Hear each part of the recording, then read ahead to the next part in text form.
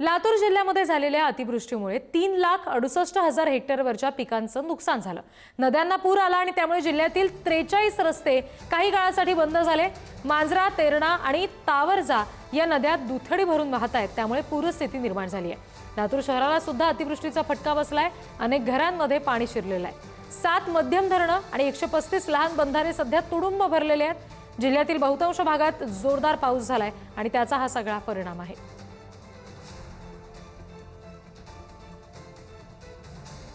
2 acre soybean लावलं होतं। 2 एकरमध्ये सगळं पाणी आहे, सगळी नुकसान झालेली आहे। काय शेंगा पिंगा सगळं नाचल्याचा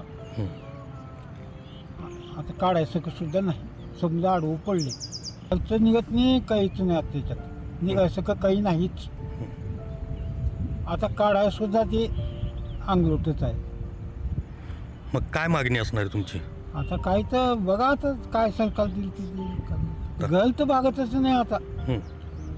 चक्का आता सध्या उपाशी मलायची वेळ आहे आम्हाला, काही सुद्धा नाही, गरज बी काही नाही। 1 एकर सोयाबीन पेरलं होतं।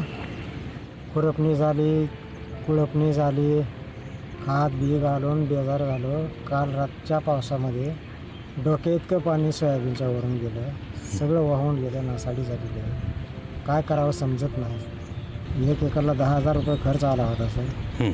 आता काय हातात पडल्यासारखं दिसत नाही आणि सगळंच गेलं, 100% गेलेलं आहे। काय करावं तेच कळत नाही सध्या। काय मागणी असणार आहे? तर शासनानं आमची नुकसान भरपाई देऊन आम्हाला मदत करावी, तर रब्बीची पेरणी होऊ शकेल, नाहीतर ते सुद्धा आम्ही पेरू शकणार नाही।